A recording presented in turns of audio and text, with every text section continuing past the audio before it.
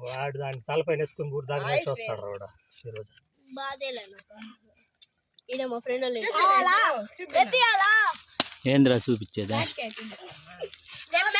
location కావాలంటే location మీద పిందులు రే hi